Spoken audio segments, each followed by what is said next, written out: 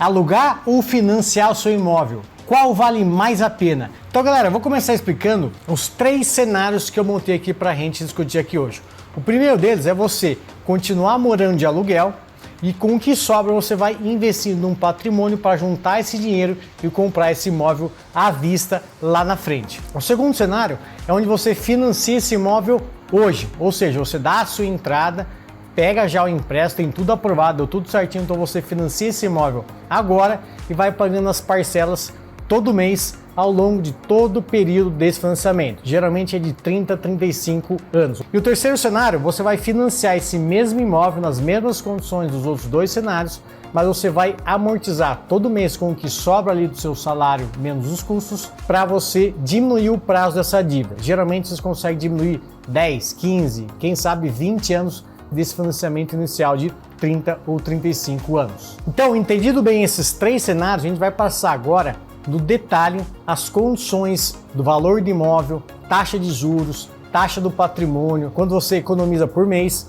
para a gente explorar todos os detalhes desse grande investimento. Então, o que a gente tem, meus amigos, minhas amigas investidoras? Então, a gente repara que a gente tem aqui algumas premissas importantes para a gente considerar. Primeira coisa, a gente vai tratar de algumas premissas de rentabilidade, CDI, indicadores de mercado, para ajustar bem aqui a nossa simulação. Então, o CDI, eu vou começar com uma simulação, eu vou começar aqui com o valor em relação à sua média dos últimos 20 anos. No Brasil, o CDI é cerca de 10 e 11%. Estou colocando aqui 11% diante das taxas elevadas hoje no período que eu gravo esse vídeo, então o nosso CDI ele vai ser aqui um pouco acima dessa média de 10,5%. Então o CDI aqui de 11%. Aqui a gente vai considerar uma rentabilidade do portfólio bruta que você está investindo. Então se você está alugando e investindo nesse patrimônio ou no cenário 2 ou 3, que tudo ali que sobra que você consegue investir, a gente vai considerar essa rentabilidade aqui do patrimônio. E aqui a gente pode colocar qualquer valor, né, que você imagina que você está tendo no seu patrimônio. Eu vou colocar aqui uma situação onde ele vai ter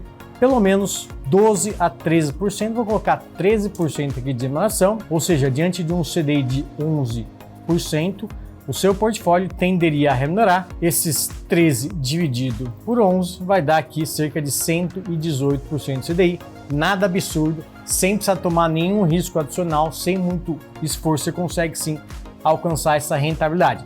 Lembrando aqui que eu já ajusto também que lá, obviamente, a remuneração líquida, depois de impostos, eu considero aqui sim. Então aqui você coloca a rentabilidade bruta e a gente vai já ajustar o que é rentabilidade líquida, considerando uma líquida de 15% de imposto de renda. Então a gente tem aqui essa remuneração líquida de impostos. Aqui a gente assume algumas premissas de FGTS, IPCA e da taxa referencial. Lembrando, todos esses espacinhos azul mais claro você pode editar e brincar com o seu cenário. O FGTS, na média dos últimos 8 anos, ele rendeu aqui 6,2%. Estou colocando um pouquinho abaixo disso, pois esse 6% ele é relativamente alto para a rentabilidade aqui do fundo de garantia. Então estou colocando um pouquinho abaixo, mas não tão distante, ou seja, em linha aqui com a realidade do FGTS. O IPCA, estou colocando aqui cerca de 5%, é mais ou menos o patamar que a gente tem hoje aqui no começo de 2025, sendo que a média foi de 5,5% nos últimos 20 anos, então está bem em linha aqui também com a média. E a taxa diferencial aqui é um detalhe também. Essa taxa ela vai reajustar o valor do principal do financiamento ao longo desse tempo. Então a gente considera sim esse ajuste aqui, que ele vai incorrer na sua dívida imobiliária. Na média dos últimos 10 anos, ele rentabilizou aqui 0,9%, estou aproximando um pouquinho mais para cima, porque como o CDI, se ele está um pouco mais alto, tende a estar um pouco mais alto nesse curto e médio prazo. Então, 1% aqui anual de taxa referencial. Quero deixar um lembrete aqui que essa planilha depois eu vou deixar no link dessa descrição, você vai poder acessar o link e adquirir essa planilha para você simular o seu investimento. Agora vamos passar para as condições de financiamento. Aqui eu vou considerar o valor do imóvel no valor de R$300 mil. Depois você simula aí o que você quer, se é de 500, se é de 1 milhão, você pode simular também. Valor de entrada típico aqui de 20%, é o que geralmente acontece no mercado. E os custos adicionais, eles giram entre 3 a 5% do valor total de imóvel. Ou seja, para esse caso aqui de R$300 mil, vezes 4%, dá cerca de R$12 mil que você vai pagar ITBI, taxas de comissões, algum tipo de corretagem, burocracia, cartório, registro, todos esses custos aqui tem que estar incluído na nossa simulação. O valor do financiamento, portanto, vai ser o restante. Então, valor do imóvel, você dá de entrada 20%, ou seja, R$60 mil.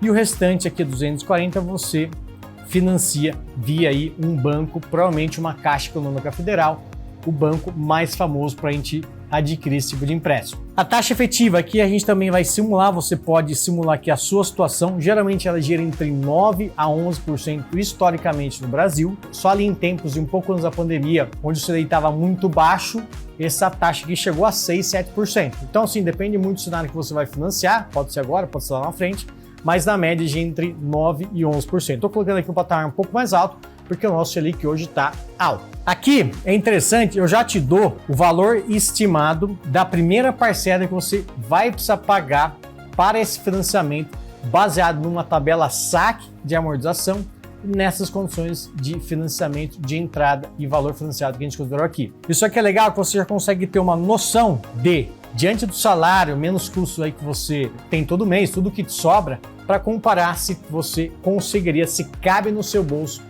entrar nesse tipo de financiamento. Você pode inclusive simular, se eu quisesse comprar um imóvel no valor maior, vê aqui esse valor que muda, 500 mil, por exemplo, esse valor que muda aqui para R$4.500 uma parcela inicial aqui do seu financiamento.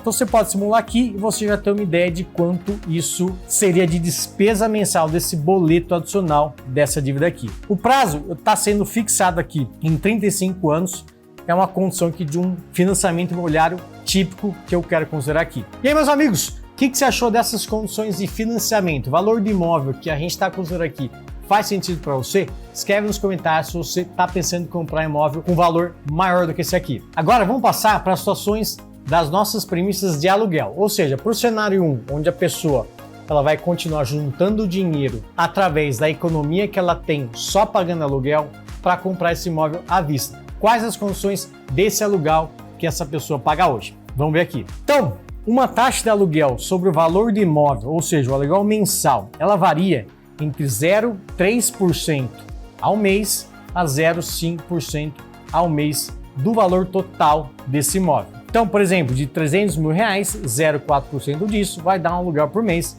de R$1.200. Lucas, isso aqui é mais, vamos lá, 0,5%. Lucas, isso aqui é mais, fica 0,3%.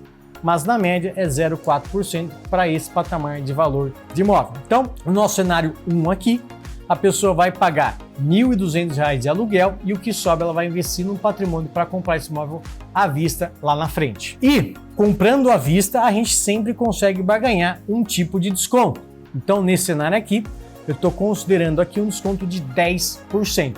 Lá no futuro, vamos supor que você está juntando para os próximos 3, 4, 5 anos, lá na frente você vai conseguir ter um desconto porque você vai ter o valor à vista de imóvel. Imagina que você tem ali um imóvel de R$300 mil.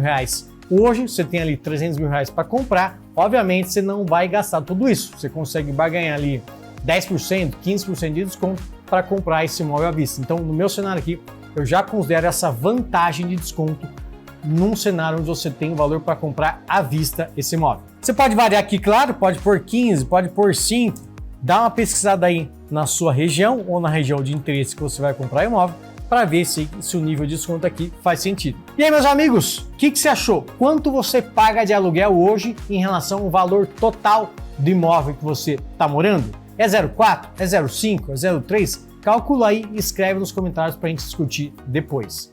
Agora, vamos passar para as situações da sua estrutura de receita e de custo.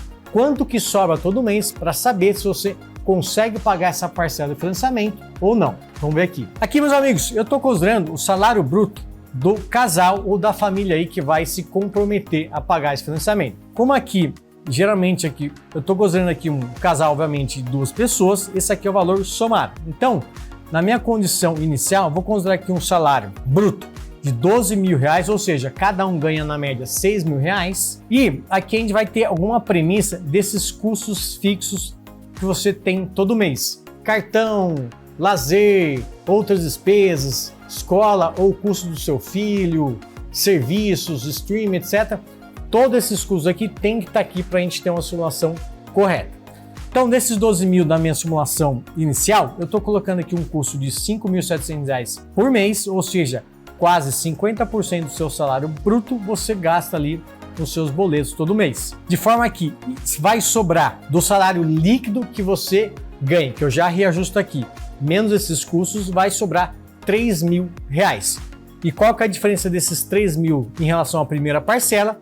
Vai te sobrar R$270 se você entrasse no financiamento hoje e pagasse já a primeira parcela desse financiamento. Ou seja, sobra dinheiro aqui, esse valor é positivo, mas eu preciso fazer uma ressalva e dizer o seguinte: aqui, quanto mais sobrar, melhor. Porque lembra que você está entrando em financiamento hoje, você vai ter custos de mudança, custos adicionais, custos de outros serviços que você vai ter que pegar ali numa região nova, uma vizinhança nova, qualquer tipo de imprevisto ou emergência ali nesse deslocamento pode também custar mais. Então, embora aqui precise ser positivo para você conseguir entrar no financiamento, lembre-se que quanto mais sobrar, melhor. Aqui eu também assumo uma premissa aqui do saldo do FGTS que você já tem. Aqui você pode simular a sua condição. Eu vou colocar aqui um valor de R$50 mil, então você já tem algum tempo de casa, já tem um nível aí de experiência de trabalho e já juntou esse dinheiro aqui.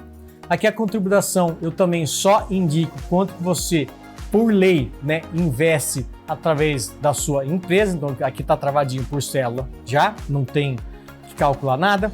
E uma reserva de emergência sugerida, ou seja, para esses custos aqui de R$5.700, eu estou sugerindo pelo menos 6 meses desses custos para você ter como uma reserva de emergência inicial.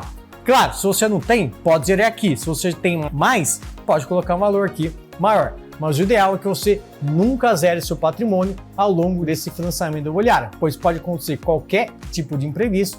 Se você não ter essa reserva de emergência, você pode incorrer em mais dívida, mais juro, pode ser aí um desastre esse financiamento. E meus amigos, essa estrutura de salário de custo está perto da sua realidade? Quanto que é o seu boleto da sua dívida imobiliária que você paga todo mês? E o quanto que te sobra para você investir ou não? Escreve nos comentários qual é a sua situação atual financeira. Agora eu vou passar aqui para alguns gráficos onde depois de todos esses cálculos que a gente faz aqui, a gente vai observar a evolução do patrimônio de cada cenário aqui. Vamos ver aqui graficamente. Isso aqui é o que eu queria mostrar, meus amigos e minhas amigas investidoras.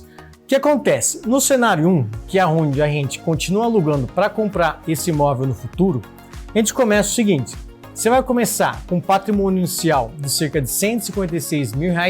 Por que esse valor já alto? Por quê? No cenário 2 e 3, onde você tem que dar uma entrada de 60 mil, mais a sua reserva de emergência, mais custos adicionais, todo esse valor você já tem que ter em patrimônio para existir esse cenário aqui. Então, no cenário onde você não tem esse tipo de gasto, você tem sim no seu patrimônio.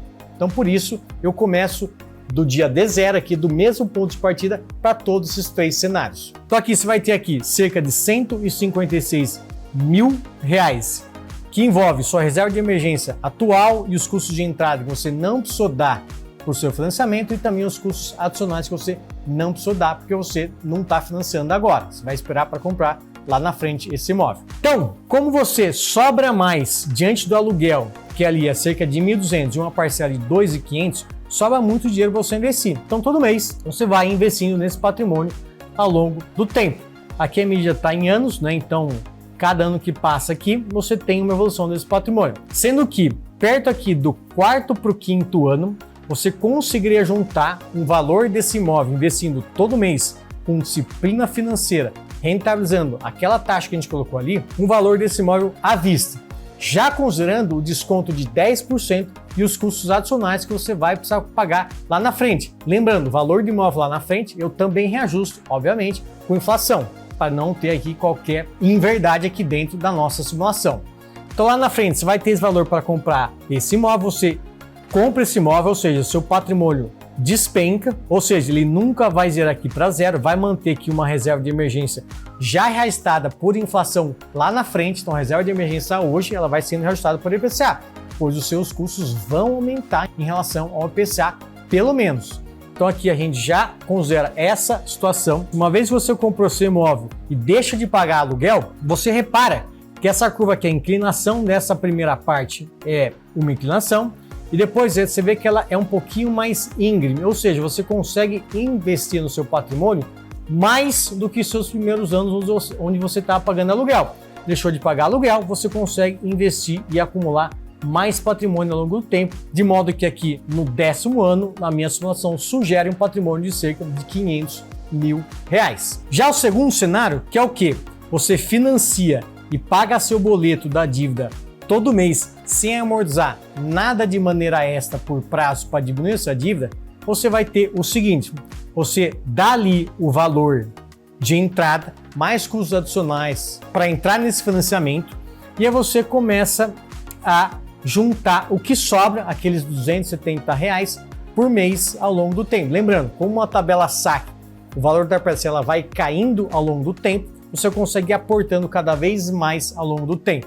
Então a gente observa essa curva aqui, então você tem grande diferença, você tem um imóvel aqui no mês 0, né? Ou seja, você já está morando nesse seu imóvel, não paga aluguel, mas você vai pagar esses juros para o banco. E aí tudo que sobra, você vai investir e acumular nesse patrimônio, que é a curvinha aqui laranja. Ao final de 10 anos, você vai ter aqui um patrimônio de R$370 mil, muito abaixo aqui do cenário 1. E o terceiro cenário é o seguinte, você financia também, começa do mesmo ponto de partida do financiamento aqui sem amortização extra, e tudo que sobra, em vez de você investir no patrimônio, você vai amortizar por prazo extraordinariamente essa dívida, de forma que você tente diminuir o prazo de pagamento de juros, o prazo da dívida desse financiamento. Então, a gente observa que fazendo isso ao longo do tempo, perto aqui do 8º para o 9º ano, você vai conseguir amortizar toda a sua dívida imobiliária, ou seja, você dá um aporte. Nesse ano aqui você vai ter juntado um patrimônio